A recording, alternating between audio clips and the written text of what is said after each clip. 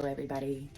So the past couple weeks I've been sharing some of my yoga practices. Just doing videos, not speaking through them. I dove into the yoga world back in, I think it was 2018 maybe? Yeah, 2018. And let me tell you, it was a self-discovery healing that I could never imagine. I did go to yoga teacher training. For those of you who are just beginning to follow me, I am a yoga instructor. I hate to use yoga teacher. I like to use guide because I always invite people to do something. It's never about telling them what to do.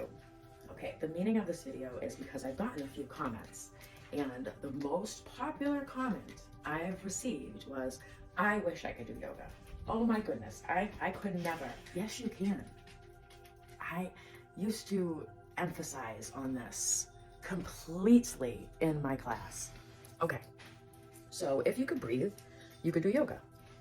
And what I mean by that is yoga is not just about headstands and doing extremely pretzel type asana poses, okay? For instance, it could be any time of the day, right? That you can come to a blanket or your mat and you could sit crisscross applesauce, and there's always different variations for everybody and every body. So for instance, coming to your mat and crisscross applesauce, right? This can be difficult for some people. I've absolutely pulled muscles where I cannot do this. So we do what your body allows you to do. You can also come seated with your legs straight out. You can put a pillow or a bolster under your butt to raise your hips, right? And you put your bum, right, your little gulu, you put it on the pillow, and your legs come down, and your hips are nice, in a great position for the structure of your body. If you need the other variation, you can have your legs out. Shit, if you even need to, on that particular time, on that particular day, you can lie down on your mat with your legs straight out. This mat, even if you're in a class with 20 people, okay, in a yoga class, do you see this mat? This mat is where your practice begins, your discovery of how far you can take a pose begins, and where your practice ends. We're in the middle of a vinyasa, okay? And those are different poses intertwining within each other. It's like a little bit of a sequence. Okay. Plenty of times, okay, in a class that I've been in, okay, even in the middle of me guiding, that I've had to stop. At that moment, that wasn't my practice that day. My body did not want it.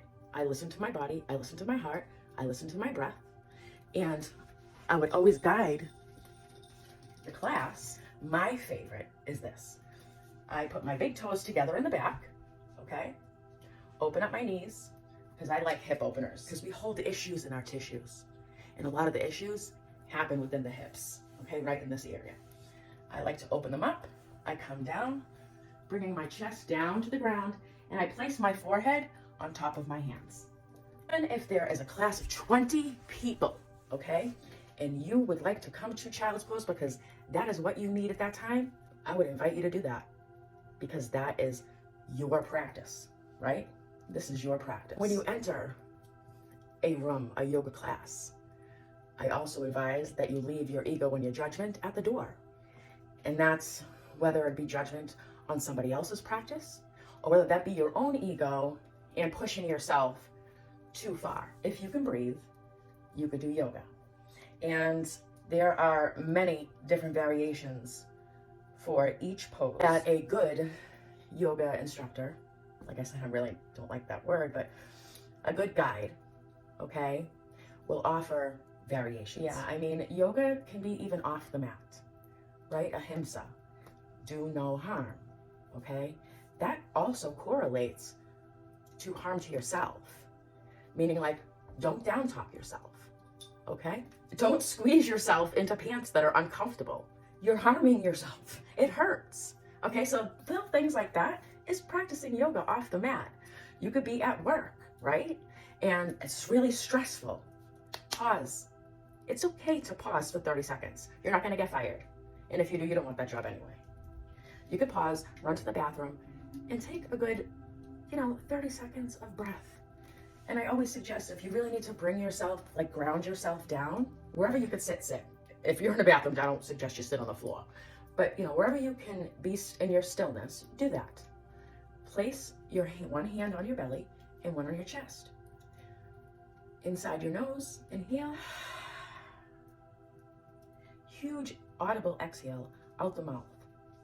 Okay, we want to do that for a good 30 seconds if it needs to be a quick pause. So that's what I say or I suggest when I'm saying practice off the mat. Okay, because we can breathe anywhere, right? And everybody and every body can do that. Just like everybody can do yoga. The whole stigma behind, I want to say commercialization behind yoga is bullshit. Okay? Yoga is, no, it's not religious, but I believe yoga is a very spiritual practice. There is a whole philosophy behind yoga. Okay? And it has almost nothing to do with how much you can twist and intertwine your body. It really doesn't. It has to do with your inner self. That's what yoga is about. Anyway, just wanted to bring some of that awareness to you. I'm going to be doing some more videos on this and showing different variations of poses so you could see that yoga is for everybody and every body. And also sharing a lot of tips about how you could practice yoga on and off the mat. So for those who have just started following me not too long ago, this may be something new that you don't know about me, because I don't really share too much of it. The past couple years since the pandemic, I did stop guiding yoga classes. I needed to get back in touch with my personal practice. Not so much having my yoga practice being me guiding a class, because that technically isn't me practicing yoga. It's not my practice. It's the classes. So I needed my own personal self-discovery and yoga back. So I took a break, and I'm slowly getting back into it just by doing these little videos here and there and just letting you in to my personal practice when I do videos and I'm not speaking, and I'm just showing you, how I feel that day and what my practice may look like that day. And if you notice, it can be different each and every day. Do yourself a favor, and when you get a chance, pause and breathe. And shine that inner love on your heart. Have a good day.